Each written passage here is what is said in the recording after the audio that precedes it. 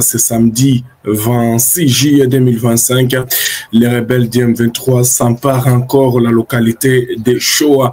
Nous sommes dans le groupement donc nous sommes dans le secteur Osobanyungu après d'intenses combats, les combats qui ont repris avec une grande intensité ce matin, et les rebelles continuent toujours à progresser après avoir repoussé l'attaque des rebelles du M23 soutenus par leurs alliés rwandais, donc jusqu'à Bukombo. C'est donc hier vendredi, parce que les Wazalendo ont réussi à repousser cette attaque. Alors les Wazalendo du groupe RPCLS, Alliance des Patriotes pour un Congo libre, un mouvement donc d'autodéfense dirigé par le général autoproclamé Janvier Karahiri. Alors, au cours de ce combat, ce samedi matin, nous venons de l'apprendre, les rebelles du M23 ont délogé les Wazalendo sur donc la colline de Shoa ce samedi matin après des violents combats entre donc eux et les rebelles. C'est ce que confirment des sources sécuritaires dans la zone. Alors, les rebelles ont renforcé d'abord leurs rangs et lancé une nouvelle offensive. Ce samedi matin à Shoa, nous sommes dans le groupement Bouabo. Les Wazalendo qui tenaient donc ces positions depuis plusieurs mois ont été obligés de se replier vers Ngesha et Burora. Donc, ce sont aussi des localités qui ne sont pas loin de Shoa. Donc, pour l'instant, les combats se poursuivent. C'est ce que nous apprenons. Les rebelles du M23 qui tentent de reprendre d'autres localités. Les Wazalendo ont été obligés de se replier aussi vers Ngesha et Burora.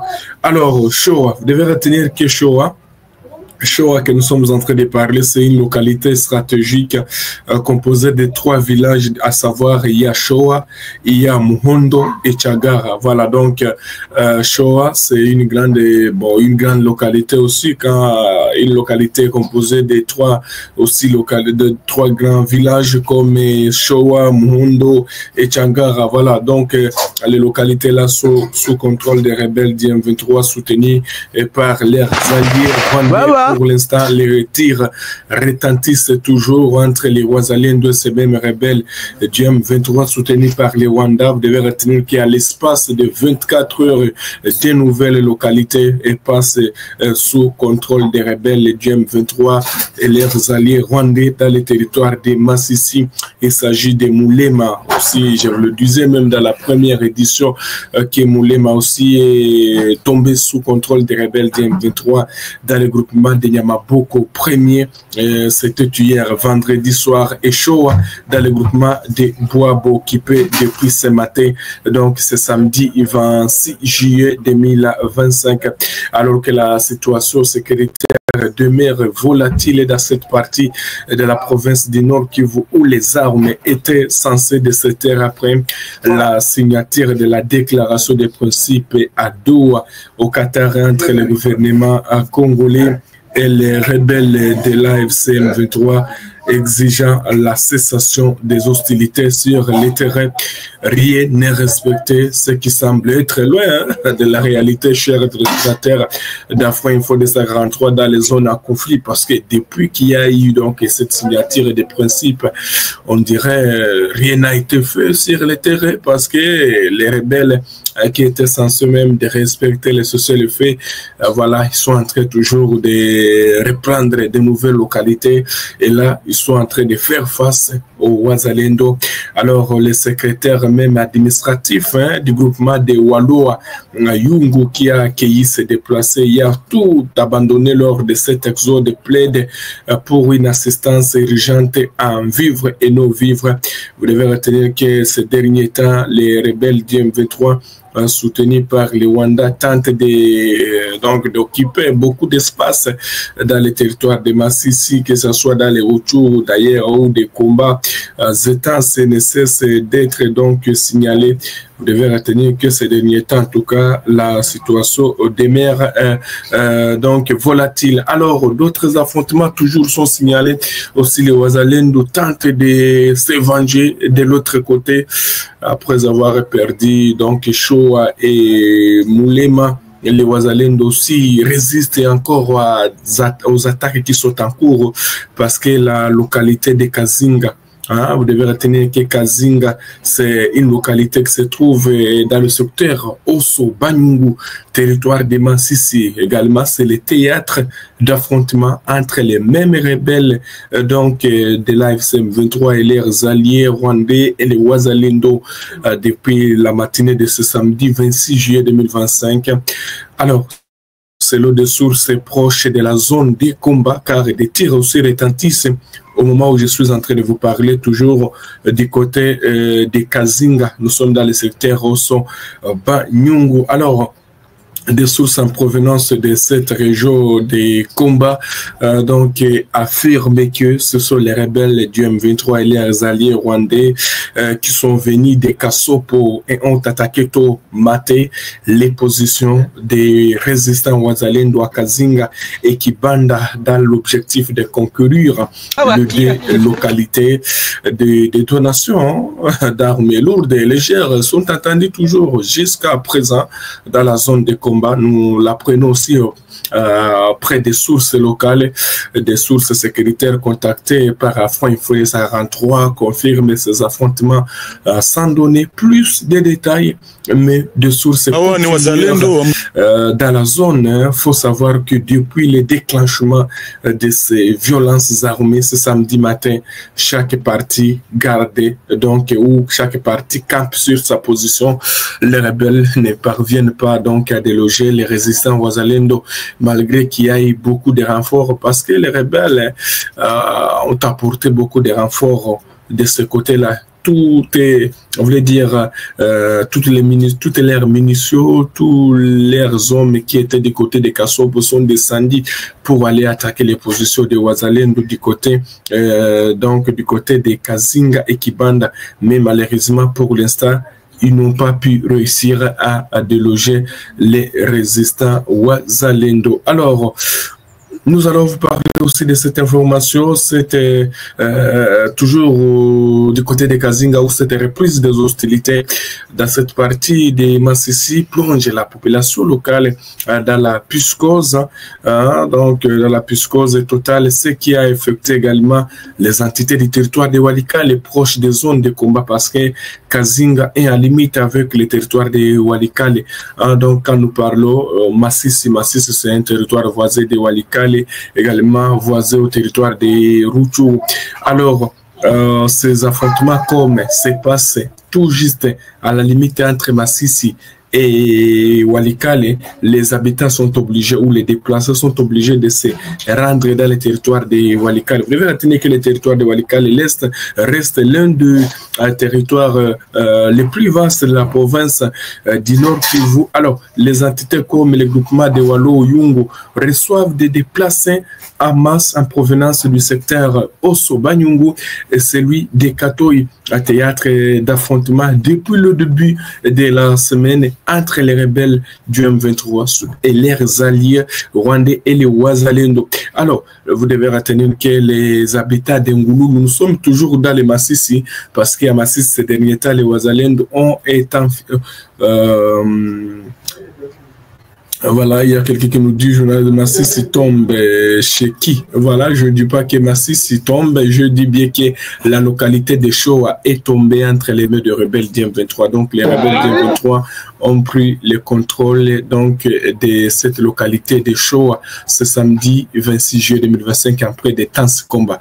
Massissi, c'est tout un territoire et Massissi n'est pas contrôlé à 100% par les rebelles d'M23 soutenus par les Rwandais, alors que les habitants d'Engouloulou aussi dans le groupement de Niamaboko, premier territoire des Massifs sonores qui sont en train de sévir, donc sont en train de vider cette localité depuis hier soir, après la chute de l'agglomération voisine de Moulema entre les mains de rebelles du M23 et leurs alliés rwandais se déplacer, fuient l'avancée des rebelles vers les localités situées près de Moulema et se dirigent vers le groupement de Walo-Wayungu. Nous sommes dans le territoire voisin de Walikale. Alors, cette arrivée massive de déplacés dans le groupement de Walo-Wayungu est à l'origine d'une psychose dans les chefs de la population locale. Selon des autorités coutumières locales, ces déplacés sont logés dans des familles d'accueil, les autres dans des écoles et les églises dans des conditions inhumaines.